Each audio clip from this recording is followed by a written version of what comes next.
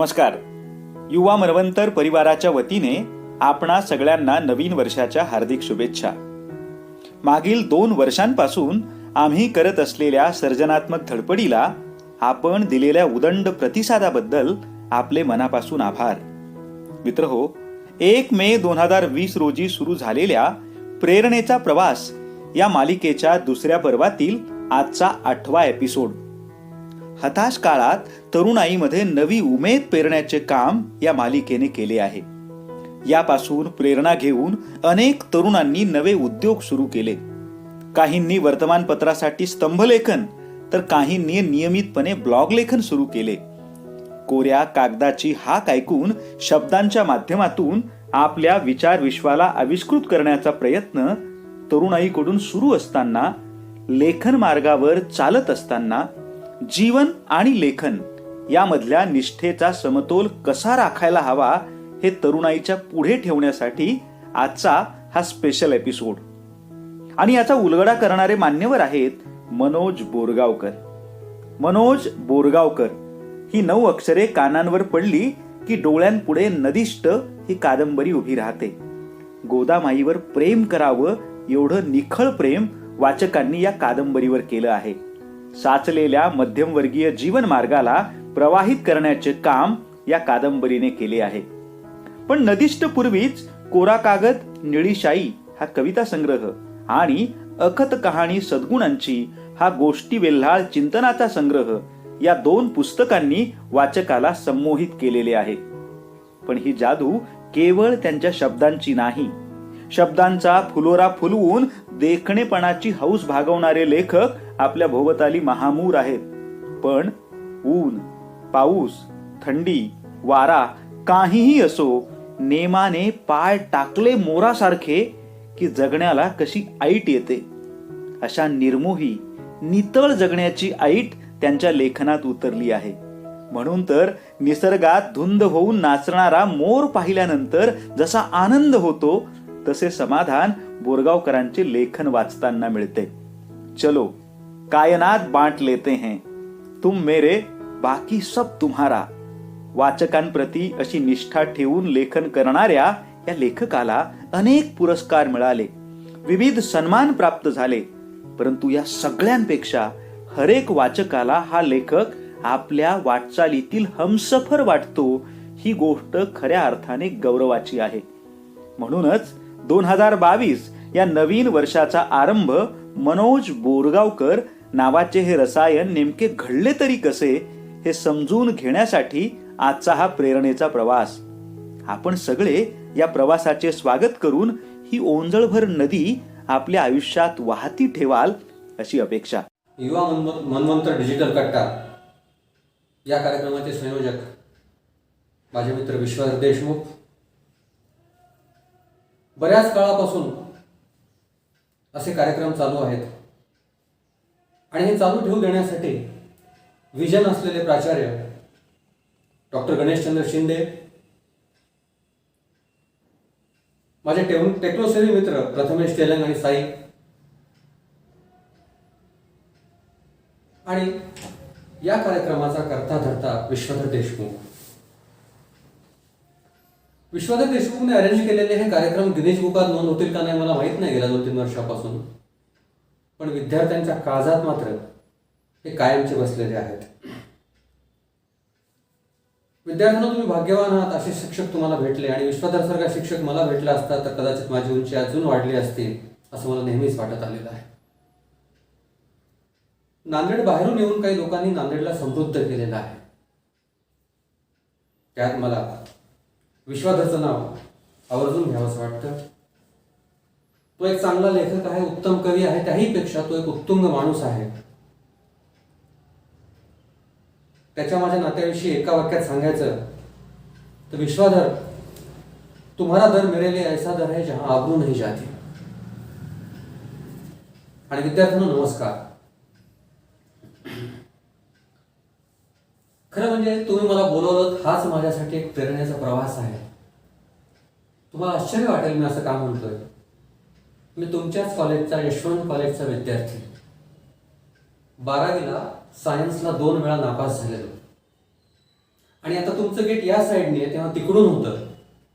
त्या गेटवर उभं राहून माझ्या डोळ्यात पाणी आलेलं होतं आणि त्या गेटवर नतमस्तक होऊन तिथली माती मी कपाळाला लावली आणि म्हणालो की महाविद्यालया, तुझ्या सन्मानात मी भर टाकू शकलो नाही, मला माफ कर. पण एक दिवस मी इथे नक्कीच येईन आणि तुझ्या सन्मानात कणभर का होईना मी भर टाकली असेल. आणि आज तुमच्या समोर येताना माझ्या मनात 12वीतला तो मी आठवतो आहे. मित्रांनो, मी खेड्यात राहिलो आणि खेड्यात राहिलो ही माझी समृद्धी असं मला वाटतं आणि तुम्हालाही असंच वाटावं. आपण खेड्यात राहत होतो हे आपली कमतरता नाही, उलट आपला तो प्लस पॉइंट आहे. मला नांदेडचं प्रचंड आकर्षण होतं. हा सगळा प्रवास सांगायचा तर मला खेड्यातूनच सुरू करावा लागेल, माझ्या बालपणापासून सुरू करावा लागेल. मला नांदेडचं प्रचंड आकर्षण होतं आणि त्या आकर्षणाचे 3 केंद्रबिंदू. एक म्हणजे फर्स्ट डे फर्स्ट शो अमिताभचा सिनेमा पाहायला मिळणं. तेव्हा आत्तासारखे ऑनलाईन तिकीट नव्हते. त्या तिकिटाच्या खिडकीमध्ये 5-5, 6-6 हात घालायचे आणि हात खर्चटून घेऊन तिकीट घेऊन हात बाहेर यायचा. दुसरं आकर्षण वसंत मैयाच्या उडपीमधला 2.5 रुपयाचा डोसा खायला मिळणं. आणि तिसरं आकर्षण एखादा सांस्कृतिक कार्यक्रम दाराआडून का होईना आपल्याला पाहायला मिळावा. समज असा होता साईनाथ की आपल्याकडे पत्रिका नाही, आपल्याला निमंत्रण नाही, आपल्याला सभागृहात येऊ देणार नाहीत, आपल्याला रागवतील, मारतील, म्हणून दाराआड बसून मी ते कार्यक्रम ऐकायचो. सभागृहाच्या दारापासून व्यासपीठापर्यंतचा प्रवास पूर्ण करायला 15 ते 20 वर्ष लागली. म्हणाला 5-25 अंतरांचा तो प्रवास, पण तो प्रवास पूर्ण करायला इतकी वर्ष लागली.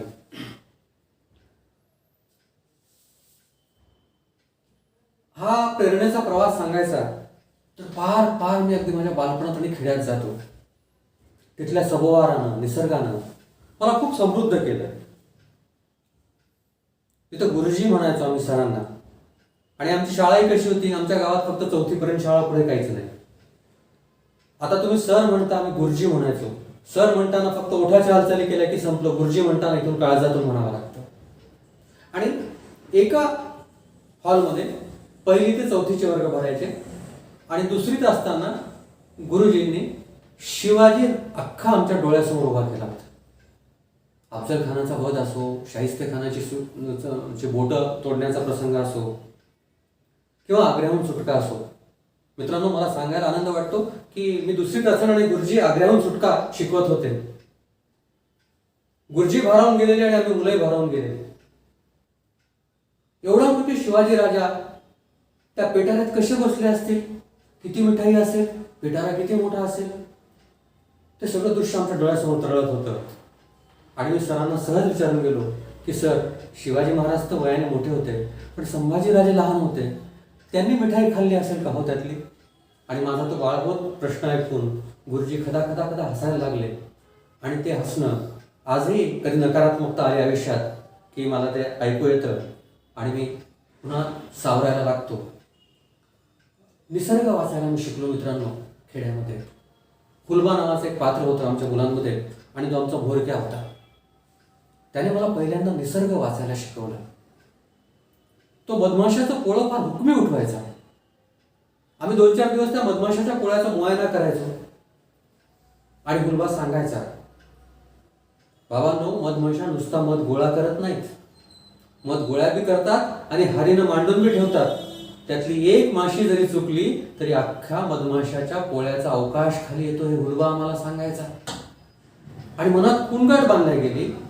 आपण जगण्यातली शिस्त मोडली तर अख्ख्या जगण्याचा अवकाश खाली येतो. मधमाशीसारखी मधमाशी इतकं शिस्तीने वागू शकते तर आपण बुद्धी असलेली माणसं आहोत. आपल्याला असं का वागता येऊ नये? असे संस्कार त्या हुलबाकडून होत गेले. साधं जाई जुईचं फूल वेलीवरून पडताना हुलबा सांगायचा, बघा पोरांनो, ते जाई जुईचं फूल कसं गिरक्या घेत गोल गोल गोल खाली पडतं, सावकाश खाली पडतं, जणू त्याला गुरुत्वाकर्षणाचा कुठलाच नियम लागू नाही की काय असं वाटावं. आणि मग तो सांगायचा, बाबांनो, अहमनी जड झालात की धपकन खाली पडतात, हलके फुलके झालात की पडलात तरी सावकाश खाली पडतात. एवढं तत्वज्ञान शिकवलं त्याने, निसर्ग वाचायला शिकवला, किंवा निसर्ग वाचायचा असतो हे पहिल्यांदा मला हुलबाकडून कळालं. आणखीन एक प्रसंग आहे त्याच बालवयातला, की गावी आम्ही नाटक खेळायचो. नाटकं करायची सवय इकडे शहरात आल्यावरच लागली. नाटकं करायची असतात इकडे शहरात आल्यावर कळायला लागली. आणि मग आम्ही नाटक बसवलं अति तिथे माती. मी राजा होतो. आयुष्यात अनेक वेळा नको तेव्हा नको त्या भूमिका माझ्या आयुष्यात आल्या, त्याचा तो माझा फक्त केवळ योगायोग आहे. आणि हुलबा भालदार होता. आम्ही संध्याकाळी सभागृहाकडे निघालो, नाटक बसवायचं, नाटक खेळायचं. सगळं गाव जमलेलं, गावातली पूर्ण नाटकं करतात. फार नाद होता आम्हाला नाटकं करायचा. आणि आम्ही त्या सभागृहाकडे निघालो. हुलबाच्या पायाला इंगळी डसली. हुलबा जोराने ओरडायला लागला. आता आमच्या नाटकाचा सगळा पसारा होणार. हुलबा नाटकातला भालदार होता, त्याला महत्वाचे 5-6 डायलॉग होते. आता हे सगळं कोण करणार? आणि नाटक पाहिला तर अख्खं गाव जमलंय. आमच्या होती लोक जमले. तेवढ्यात त्या गर्दीतून हुलबाचा आजोबा तीरासारखा आमच्या जवळ आला. त्याने हुलबाला उभं केलं आणि म्हणाला, तुकाराम महाराजाचं नाव घे आणि थेट नाटकात जाऊन उभा राहा. असं म्हणून तुकोबा माऊली देते झाडावनी सावली म्हणून असं त्यांनी गिरकी घेतली. ती गिरकी आजही माझ्या डोळ्यासमोर उभी आहे. आणि त्या माळकरी माणसाची गिरकी हुलबानी पाहिली. त्यांनी तुकोबा रायाचं नाव घेतलं आणि थेट नाटकात जाऊन उभा राहिला. त्यानंतर 25 मिनिटं नाटकाचा खेळ संपेपर्यंत हुलबाना हुंक चूक केलं नाही. आणि त्या ठिकाणी मला पहिल्यांदा तुकोबा या नावाची ऐपत कळाली. तुकोबा नावाचं स्थान काय असू शकतं हे कळालं. आणि बघ नंतरच्या काळात तुकोबा कवी म्हणून काय आहेत, संत म्हणून काय आहेत हा अभ्यास केला.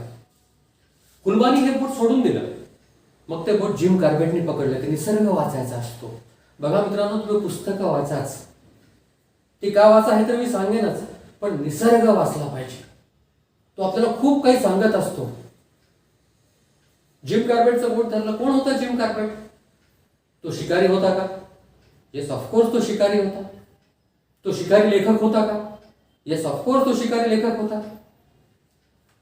जंगलामध्ये अनवाणी पायानं 20-20 मैल पायपीट करणारा तो खेडूत होता का? अडाणी खेडूत होता का? येस तो तसाही होता. पण त्याहीपेक्षा जास्त पक्ष्यांचे, प्राण्याचे, जंगलाचे, निसर्गाचे आवाज ऐकणारा तो सच्चा आदिवासी होता. पण जिम कार्बेट वाचल्यानंतर मला लक्षात यायला लागलं की निसर्ग खूप काही सांगत असतो, पण आपण ते ऐकायलाच तयार होत नाही. जिम कार्बेटचा एक कुत्रा होता रॉबिन नावाचा. आणि या दोघांनी खूप शिकारी एकत्र केलेल्या होत्या, रॉबिन आणि जिम कार्बेट. अनेक जिकिरीच्या प्रसंगात रॉबिननं जिम कार्बेटला साथ दिलेली असते, धाट दिली होती. फक्त एकदा आणि एकदाच जेव्हा वाघाच्या शिकारीचा प्रसंग आला, वाघ समोर आला, तेव्हा जिम कार्बेटचा हा कुत्रा रॉबिन घाबरून पळून गेला आणि झाडाड लागला. तो प्रसंग टळला. 3-4 मिनिटांनंतर जिम त्या झाडाडून परत आला. तो कुत्रा रॉबिन झाडाडून परत आला. तो जिम कार्बेटचे पाय चाटायला लागला.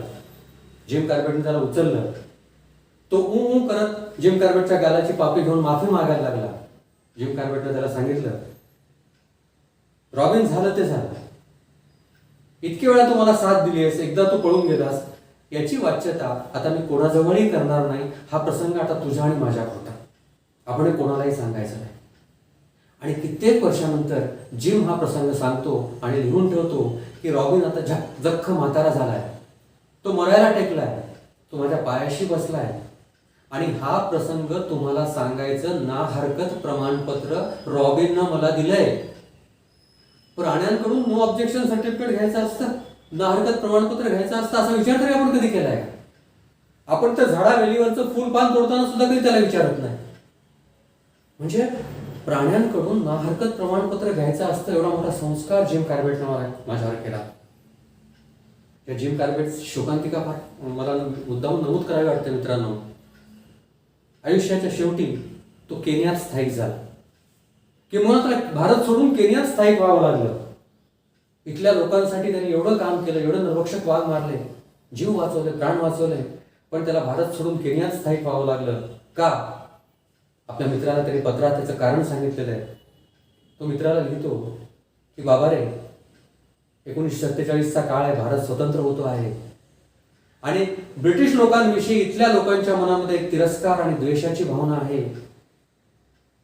उद्या आपण इथं मेलो तर आपल्यावर माती लोटायला सुद्धा कोणी असणार नाही, म्हणून मी हा माझा आवडता देश सोडून केनियात स्थायिक होतो आहे. मी हे का सांगतोय? जात धर्म भाषा या द्वेषाने आपण जे आज बरबटलेलो आहोत ना, जोपर्यंत आपण हा चष्मा आपल्या डोळ्यावरून काढणार नाही जाती धर्माचा, तोपर्यंत हे जग आपल्याला सुंदर दिसणार नाही. मित्रांनो, आजपर्यंत जात धर्म वंश भाषा हा कुठलाच चष्मा मी डोळ्यासमोर आणून डोळ्यात लावून येऊ दिला नाही. आणि म्हणून कदाचित मला माझा जो प्रवास आहे तो इथपर्यंत करता आला. म्हणून निसर्ग वाचला पाहिजे मित्रांनो, निसर्गाचं वाचन केलं पाहिजे. तो खूप काही सांगत असतो. त्यानंतर मी पुस्तकं वाचायला लागलो. पुस्तकं कसं वाचायला लागलो ही फार फार इंटरेस्टिंग कहाणी आहे. तुम्हाला आवर्जून मला सांगावीशी वाटते. थोडंसं विषयांतर होईल, पण आमच्या गावी तुम्हाला सांगितलं की नाटक करणाऱ्या मुलांचा ग्रुप होता. नाटकाचं आम्हाला फार वेळ होतं आणि आमची बहुसंख्य नाटक भूतागीताची नाटकं असत. भूताचं आम्हाला फार आकर्षण होतं. आणि मग खूप दिवस जयराम नावाचा मुलगा भूताचा रोल करायचा आणि मी मांत्रिक असायचो. तर जयराम नावाचा मुलगा एक दिवस म्हणाला की तेच ते भूताचा मेकअप करून आता कंटाळा यायलाय, आपण खरं खरं भूत बघूया आणि तसा मेकअप करूया. विचार डोक्यात आला. आमच्या गावाशेजारी बुरुज होता, निजामकालीन बुरुज होता आणि अशी बंधता होती की त्या बुरुजामध्ये भूत नांदतात. अशा 50 पायऱ्या वर चढायच्या आणि 50 पायऱ्या खाली चढायचा असा तो बुरुज होता. मग आमचं 5-6 पोरांचं ठरलं की अमावस्येच्या रात्री 12 वाजता त्या बुरुजात उतरायचं आणि भूत कसं दिसतं बघायचं आणि तसा मेकअप करायचा. भूत पाहण्याचं आकर्षण इतकं होतं की भीती वगैरे आमच्यापासून लांब निघून गेली. अमावस्येच्या रात्री 12 वाजता जयरामने कुत्र्याच्या केकाटण्याचा आवाज काढायचा आणि सगळ्यांनी बुरुजाजवळ जमायचं असं ठरलं. खेड्यातले दिवस होते. तुम्ही म्हणाल की सर 12 वाजता उठणार कसं, घराचा दरवाजा काढणार कसं, बाहेर जाणार कसं? उन्हाळ्यात बाहेर झोपायची पद्धत होती. सगळे सरसकट बाहेर झोपायचे, त्यामुळे दार काढणं, दाराचा आवाज येणं असलं काही प्रकारच नव्हता. आणि बरोबर अमावस्येच्या रात्री मुलबाने 12 वाजता कुत्र्याच्या केकाटण्याचा आवाज काढला. आम्ही 4 पोरं आणि जयराम त्या ठिकाणी जमलो. 2 पोरं भीतीनं आधीच गायब झाली आणि मग आम्ही दलमजल करत त्या बुरुजापर्यंत पोहोचलो. थोडीशी भीती वाटायला लागली होती, तरी हिमतीनं आम्ही बुरुज चढलो. आता अंधाऱ्या बुरुजात खाली उतरायचं. आमच्याकडे एक बॅटरी होती. ती बॅटरी आम्ही अशी मिळवली होती की शाळेतला वॉचमन रात्री दारू पिऊन ढाराढूर झोपतो आणि त्याच्या उशाशी बॅटरी असते, ती बॅटरी आम्ही घेऊन आलो. त्याला सकाळपर्यंत जाग येत नाही. आणि मग उतरताना पहिल्या पायरीवर उतरल्यानंतर माझ्या लक्षात आलं की मागची पोरं केव्हाच पसार झालीत. दरदरून घाम सुटला. पण मी मांत्रिक होतो नाटकातला आणि हटायचं नाही, हरायचं नाही हा स्वभाव होता. मी तसाच पायऱ्या उतरत उतरत उतरत बुरुजात गेलो. तुम्हाला सांगतो, इतकी प्रचंड नीरव शांतता तिथे होती. किती नीरव शांतता मला आजपर्यंत शब्दात पकडता आली नाही.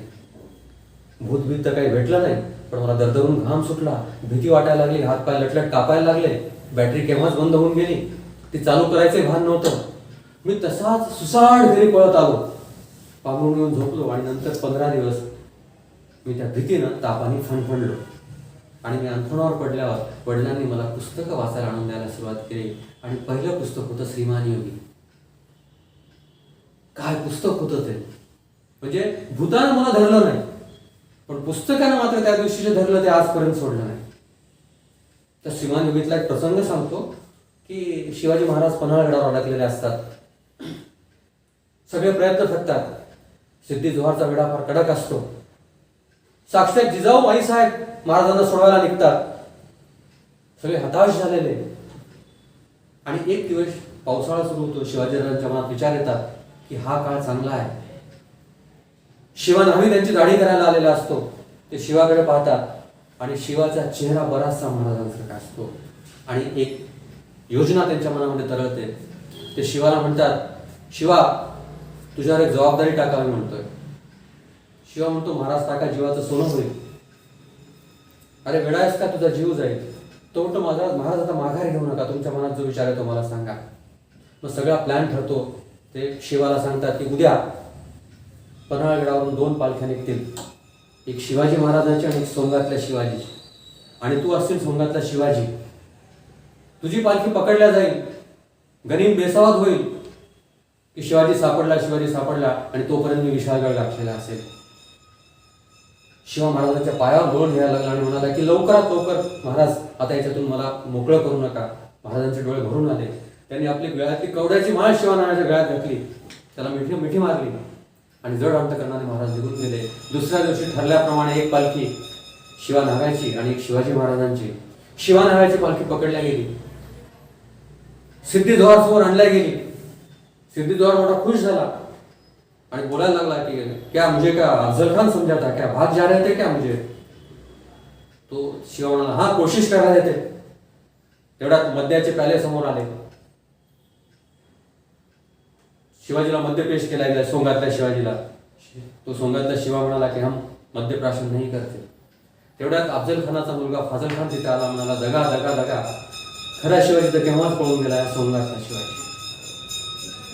शिवाला हसायला लागला, अरे येडा का खुळा तू, आमचा शिवाजी महाराज तुला काय गावताय का. सिद्धी जोहरची तळपायाची आग मस्तकाला गेली. त्याने आपल्या कमरेची कटार काढली आणि शिवानाच्या पोटात खुपसली. शिवानाई खाली पडायला लागला. पडता पडता म्हणाला सोंगातला झालो तरी मी शिवाजी राजा आहे, शत्रू पुढे पालथा पडणार नाही आणि उभ्यानच खाली कोसळ. काय प्रसंग आहे बघा, काय नेते आणि काय अनुयायी, आणि आजचे काय नेते आणि काय अनुयायी. मुद्दाहून तुम्हाला मी प्रसंग सांगितला. तुम्हाला राजकारणाचं आणि राजकारण्यांचं फार वेळ आहे, पण असा नेता असेल तर आपण तसा अनुयायी व्हावं मित्रांनो, नाहीतर अजिबात कोणाचा अनुयायी व्हायची गरज नाही. आणि तिथून मी वाचायला लागलो, मनसोक्त वाचायला लागलो आणि एक मनाची बैठक तयार व्हायला लागली. इथून मी नदीष्टकडे वळेल. वाचलं का पाहिजे अजून पुढे काहीतरी सांगेन जर वेळ मिळाला, प्रसंग आला. पण ही जी माझी पार्श्वभूमी होती, लहानपणापासून एक धाडसी पण होतं. मी बुरजावरून परत आलो नाही, जे होईल तो होईल म्हणून त्या बुरजात खाली उतरलो आणि तेच नदीष्ट लिहिताना माझ्या कामी आलं. मित्रांनो, आपण निसर्गातल्या विराटाच्या सारख्या संपर्कात आलोत, निसर्गातल्या भव्यतेच्या सारख्या संपर्कात आलोत की आपण भव्य किंवा विराट होत नाही अजिबात, पण त्या विराटाची कणभर माती आपल्या अंगाला लागत असते आणि माझ्या अंगाला ती लागलेली कणभर वाळू किंवा माती म्हणजे नदीष्ट होय असं मला वाटतं. मित्रांनो, दिवसाचा किंवा रात्रीचा कोणताही प्रहर असा नाही की ज्यावेळी मी नदी उतरून नदी पोहून पार केली नाही. मी हे पराक्रम म्हणून सांगत नाहीये. मी त्या नदीशी तादात्म्य पावलो. नदी मला लिव्हिंग ऑर्गॅनिझम वाटते आणि ज्यावेळी मी दिवसा किंवा रात्री नदी पार केली असेल तो मला माझा पराक्रम वाटत नाही. त्यावेळी ती त्या गोदामाची इच्छा एवढाच अर्थ मी त्याच्यातून घेत असतो. सुरुवातीला म्हणजे सांगायला हरकत नाही, ते 10 वर्ष कॅन्सरची लढाई करून माझी आई गेली आणि मला एक अनाथ पण आलं, एक पोरके पण आलं. मग ते पोरके पण मिटवण्यासाठी मी नदीच्या कुशीत शिरलो. तासचे तास नदीत डुंबायला लागलो, नदीत पोहायला लागलो. मला असं वाटायचं नदीत असताना की आईच्या गर्भात आपण पाण्यातच होतो आणि नदीत आपण पाण्यातच आहोत. पुन्हा त्या आईच्या गर्भात असल्याचा फील कदाचित मला येत असावा म्हणून मला नदीचा नाद लागला. मी नदीष्ट झालो. सुरुवातीला आमचा 15-20 जणांचा ग्रुप होता आणि कॉलेज असल्यामुळे मी अधिक लवकर नदीवर जायला लागलो. पहाटे 5ला जायला लागलो आणि मला जाणवायला लागलं पहाटे 5ला मी एकटाच असायचो. मी पोहून निघाल्यानंतर हा ग्रुप यायचा. मला जाणवायला लागलं की अव्यक्त आपल्याला हाका मारत आहे. नदी आपल्याला काही सांगू इच्छिते आहे, तिला आपल्याशी काही बोलायचं आहे आणि मी एकटाच नदीवर यायला लागलो. मित्रांनो, तुम्ही नेहमी लक्षात ठेवा की आपली एखादी भावना फार निरपेक्ष असेल तरी सगळी कायनात आपल्याला मदत करते. मला नदीवर एकटे पण हवं होतं आणि हळूहळू माझा ग्रुप कोणाची बदली झाली.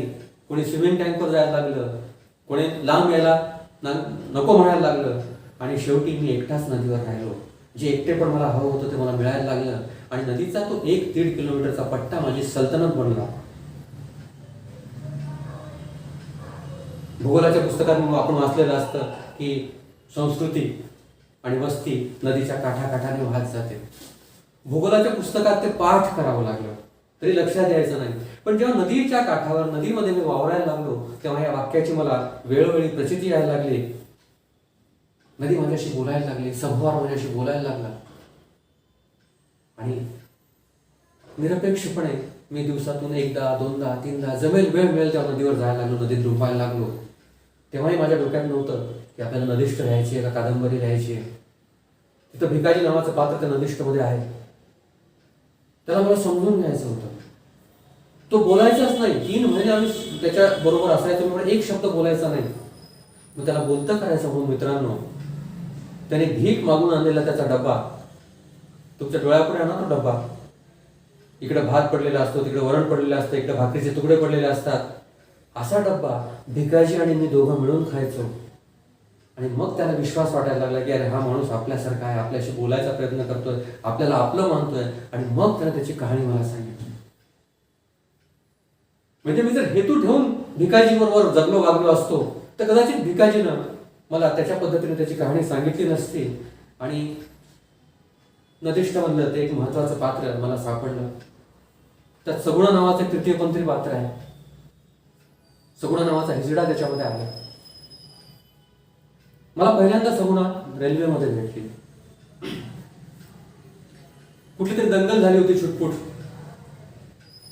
तुम्हाला माहिती आहे आजकाल मीडियामुळे दंगल देशभरात पसरते आणि सगळीकडे सामसूम होऊन जाते. त्या दिवशी रेल्वेमध्ये शुकशुकाट होता. डब्यात मी एकटाच बसलो, कोणीच नव्हतं डब्यामध्ये. मला आनंद वाटला, खूप दिवसांनी गर्दी नाही, काही नाही, आपलं आपण अपडाऊनची माझी नोकरी होती. मी डब्यात बसलो आणि थोड्या वेळाने तिकडून एक हिजडा आलेला मी हळूच पाहिलं. मी त्याच्याकडे पाहिलं आणि डोळे लपवले, नजर चुकवली, नजर चोरली. आणि तरी मला नजरेच्या कडेतून दिसायला लागलं की तो हिजडा माझ्याकडेच येतोय. मी घाबरलो, नजर चुकवून खिडकीत पाहत बसलो. तो हळूच माझ्याजवळ आला, माझ्याजवळ बसला आणि माझ्या मांडीवर हात म्हणायला लागला, अरे तुम हमको क्या बोलते रे? मी टाळून टाकलं, नाही नाही कुछ नहीं बोलते, कुछ नहीं बोलते असं म्हणायला लागलो. नाही नाही बोल ना, तुम हमको क्या बोलते रे? तुम्हारा समाज हमको क्या बोलता रे? मी म्हणालो, हम आपको हिजडा बोलते. ती करुण हसली मित्रांनो आणि माझ्याकडे पाहत म्हणाली, मैं रेल्वे के डब्बे में चढी. आपली नजर झाली. नजर कोणी चुकवली रे? तू चुकवली का मी चुकवली? मी म्हणालो मीच चुकवली नजर. मग हिजडा कोण रे? नजर चुकवणारा हिजडा का डोळ्यात डोळे घालणारा हिजडा? मित्रांनो त्या हिजड्यानं त्या दिवशी माझ्यावरच नाही अख्ख्या समाज व्यवस्थेवर प्रश्न उभा केला. आणि मग ती मला नदीवर भेटायला यायला लागली. तिची सुद्धा नदीची नाळ होती आणि आमच्या नदीवर भेटी गाठी होत गेल्या. मित्रांनो लेखक म्हणून, माणूस म्हणून, कलावंत म्हणून आधी तुमचं इमान शाबूत असलं पाहिजे. तुमचं इमान शाबूत नसेल तर माणूस म्हणून, कलावंत म्हणून तुम्ही समाधानी जगू शकत नाही. 5-6 महिन्यापूर्वीची गोष्ट तुम्हाला मी सांगतो, मग नंतर सांगतो की कादंबरीत सगुणाचं पात्र कसं आलं. 5-6 महिन्यापूर्वी माझ्या मित्राचा फोन आला की अरे माझ्या पुतण्याच्या मुलाचं बारसं झालंय आणि काही तृतीयपंथी काल येऊन नाचगाणं करून गेले आणि आज त्यांचा भोरक्या येऊन पैसे घेऊन जाणार आहे, तुला इंटरेस्ट असतो, येतोस का बोलायला? मी म्हणालो हो. त्याच्याकडे गेलो, आम्ही 2 तास गप्पा मारल्या आणि 2 तास गप्पा मारल्यानंतर आम्ही बाहेर पडल्यावरती मला म्हणाली, अरे मेरी मोटरसाइकिल वो वसमत के आगे खराब हो गई, मैं वहां पे डाल के आई रिपेयरिंग को, मेरे को तेरी मोटरसाइकिल पे छोड़ता क्या रे वहां तक? प्रश्न साधा होता मित्रांनो. नांदेड सारख्या शहरामध्ये एखाद्या तृतीयपंथीला मोटरसायकलवर घेऊन जाणं ही सोपी गोष्ट नाही. समाज काय म्हणेल, लोक काय म्हणतील, माझ्या नोकरीच्या जागी काय म्हणतील. पण मी क्षणभर एवढाच विचार केला की मी जर आज हिला नाही म्हणलो तर काही फरक पडणार नाही, पण मी सगुणाची बेईमानी केल्यासारखं होईल, सगुणाची प्रतारणा केल्यासारखं होईल. आणि इमान शाबूत ठेवायचं म्हणून तिला 25-30 किलोमीटर मोटरसायकलवर मी सोडून आलो आणि म्हणूनच नदिष्ट कदाचित मी लिहू शकलो.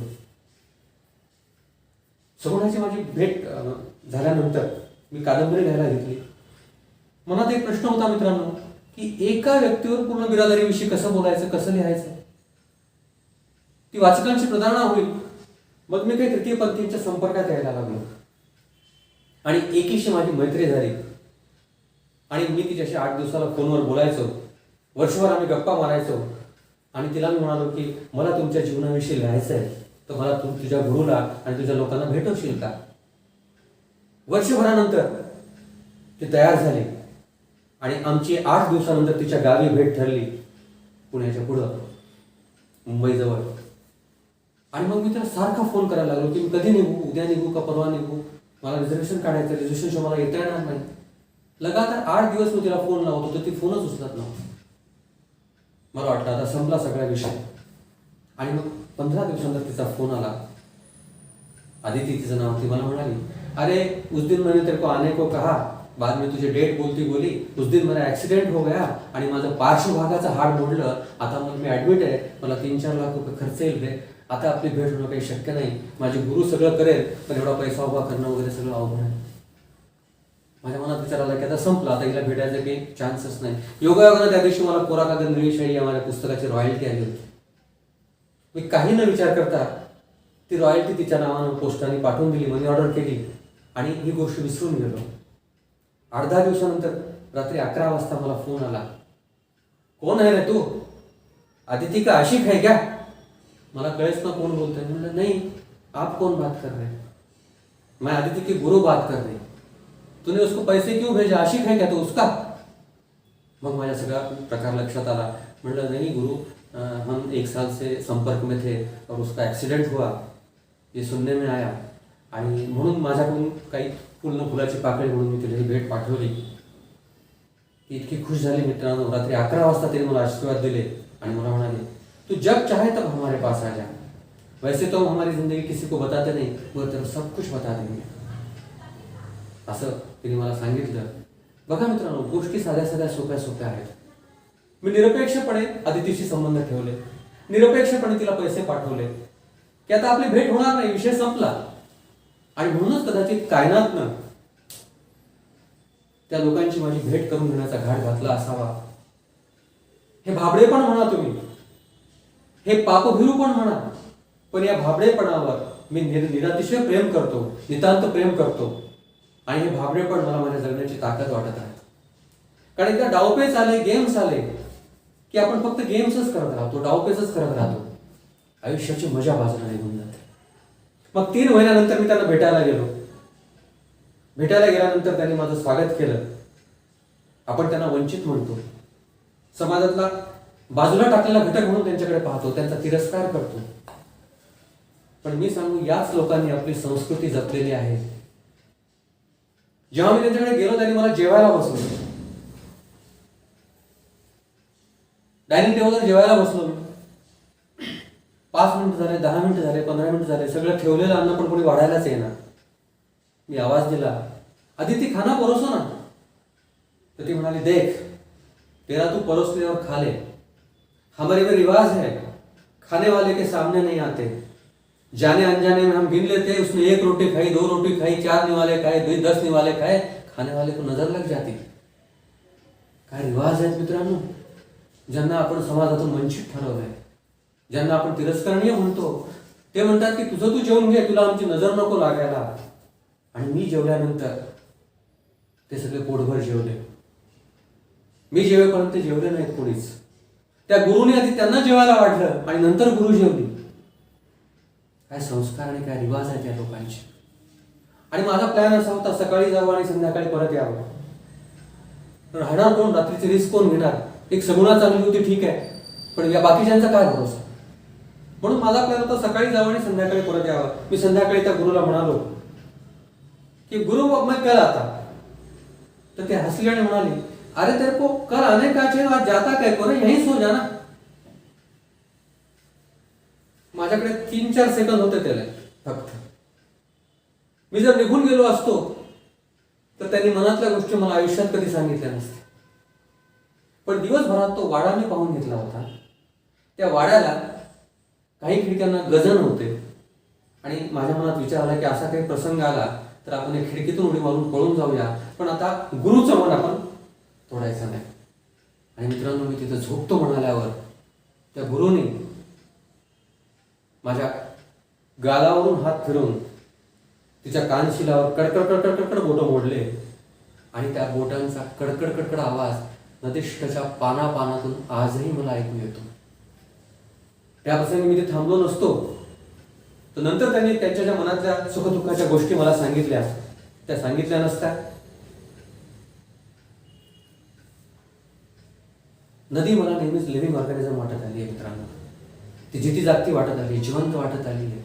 तुम्हाला आश्चर्य वाटेल, पण जेव्हा कादंबरी लिहून झाली, पहिला खडा लिहून झाला, तेव्हा मी पूर्ण कादंबरी आधी नदीला वाचून दाखवली. अनेक असे प्रसंग आहेत नदीतले की मला एक दिवशी कोजागिरीच्या रात्री असं वाटलं की नदीत चांदणं कसं उतरतं पाहायला पाहिजे. गच्चीवर बसून दूध पिण्यापेक्षा नदीत कोजागिरीचं चांदणं कसं उतरतं पाहायला पाहिजे. म्हणून रात्री 11 वाजता काळेश्वरला मी गेलो. त्या डॅमच्या बाहेरच माझी मोटरसायकल लावली कोणाला दिसू नये म्हणून, आणि 11:15ला मी नदीत उतरलो. आणि मधोमध गेल्यानंतर माझ्या लक्षात आलं, कळेच ना गेलं चांदणं नदीत उतरतंय का नदी चांदणं पिते. इतकं ते अद्भुत दृश्य होतं. मी भारावून गेलो त्या दृश्याने. आणि माझ्या मनात विचार आला की आपणच नदीत उतरतो असं नाही, कधी कधी नदी पण आपल्यात उतरलेली असते. आणि मित्रांनो, अशी एखादी गोष्ट जोपर्यंत आपल्यात उतरत नाही तोपर्यंत आपण जगण्यातला तो मजा, जगण्यातला तो आनंद, जगण्यातली ती खरी जी काही गोम असते जगण्यातली, ती आपल्याला मिळू शकत नाही. तेवढं तादात्म्य व्हावं लागतं, तेवढं समर्पित व्हावं लागतं. आणि मला आवड असेल म्हणून, नाद असेल म्हणून नदीशी तेवढं समर्पित होता आलं. स्त्री, कविता, नदी या मला सारख्याच दर्जाच्या वाटतात. आणि यापैकी कोणालाही आपण इजा केली तर अख्ख्या कायनातला इजा झाल्यासारखी मला वाटते. आणि म्हणून मुलांनो, स्त्रीच्या पदराला हात घालणं हा पुरुषार्थ नाही. तिच्या पदराचं दुःख ज्याला पाहता येतं त्याला खरा पुरुषार्थ कळला असं मला वाटतं.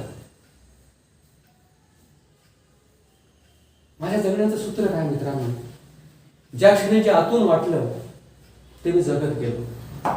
भान एवढंच पाळलं की त्याची कोणाला इजा होणार नाही, त्याचा कोणाला त्रास होणार नाही ना, एवढं भान मी पाळलं आणि जगत गेलो. आणि मग जगण्यासारखं लिहिता नाही आलं तरी लिहिताना एक भान ठेवलं की आपलं जगणं आणि लिहिणं याच्यामध्ये फार अंतर असू नये. आपण बोलतोय एक, आपण वागतोय एक, आपण लिहितोय एक. अक्षरांची अशी प्रतारणा नाही करायची. या निष्ठेनं जगत गेलो. अनेक वेळा धाडसी पावलं उचलली. त्या बुरुजात जाण्याचा प्रसंग असेल किंवा रात्री 11 वाजता कोजागिरीच्या रात्री नदीत एकटं उतरण्याचा प्रसंग असेल किंवा आजही रात्री बेरात्री मी एकटा नदीत उतरतो, नदी पोहून पार करतो. मला कधीही भीती वाटत नाही. निसर्गातलं विराट कायनात आपल्या सोबत असते. मी असं म्हणणार नाही की तुम्ही हे प्रयोग करा, पण मी हे प्रयोग करताना हा निसर्ग वाचला, त्याला समजून घेतलं. मी नदीवर गेल्यावर कधी एकदम नदीत उतरत नाही. 2-3 मिनिटं कान देऊन ऐकतो, पाणी सोडलेलं आहे का, नदीचा प्रवाह वाहता आहे का, नदी कुठे जाते आहे, पाण्याचा वेग काय आहे, आणि मगच नदीमध्ये उतरतो. आणि 1-1.5 किलोमीटरच्या पट्ट्यात जे काही घडत गेलं तीच नदीष्ट. म्हणून पेरण्याचा प्रवास सांगताना अर्धा भाग मी लहानपणीचा सांगितला. त्यात माझी जडणघडण होती आणि त्या जडणघडणीचंच बाय प्रोडक्ट म्हणून मला वाटतं नदीष्टा उतरली किंवा नदीष्टसारखी कलाकृती मी लिहू शकलो. इतकं समाधान मिळतं वाचकांना ती जेव्हा आवडते. तुम्ही लेखकच असावा असं जरुरी नाही, तुम्ही कलावंत असावा असं जरुरी नाही, पण तुम्ही माणूस म्हणून निर्मळ, नितळ, पारदर्शक असलं पाहिजे. आतून बाहेरून स्वच्छ दिसला पाहिजेत तुम्ही. आणि मला वाटतं हीच प्रेरणा तुम्हाला घेता आली तर या माझ्या प्रवासातून घ्यावी. मी फार काही अचीव केलंय असं मला अजूनही वाटत नाही. कारण आत्ताही तुमच्यासमोर बोलताना किंवा स्टेजवर बोलताना मी स्वतःला सांगत असतो, अरे तू अजून तर जगण्याची साधना करतोयस. मग साधना को सिद्धी कहकर कैसे बांधू. म्हणजे मी तुम्हाला हे सगळं सांगणं म्हणजे मला सिद्धी मिळाली असा त्याचा एक आवेश आणि समज होऊ शकतो. मित्रांनो, अजून माझी साधना चालू आहे. मला जी नदी सापडली ती फक्त ओंजळभर आहे आणि ती ओंजळभर नदी मी तुमच्या सगळ्यांसमोर साक्षात केली. मला वाटतं साईनाथ, प्रथमेश, तुमच्या या टेक्नोसेवीपणामुळे हे सगळं शक्य झालं. विश्वासारखा मित्र माझ्या सोबत आहे, ही माझी तांबूळ असलेली समृद्धी आहे. आणि ज्या कॉलेजमधून मी अयशस्वी होऊन बाहेर पडलो, जिथल्या मातीचा टिळा लावून मी स्वतःला शब्द दिला होता की एक दिवस मी कणभर का होईना तुझ्या सन्मानात नक्की भर टाकेन, आज तुम्ही मला बोलवलं, माझा सन्मान केला, याबद्दल यशवंत कॉलेजचे आभार मानून मी त्या ऋणातून मुक्त होत नाही. ते ऋण कायम माझ्यावर असावे, कारण काही ऋणांचं बिढार पाठीवर असलं म्हणजे पाय तेवढे जमिनीवर राहतात कायमचे. धन्यवाद मित्रांनो.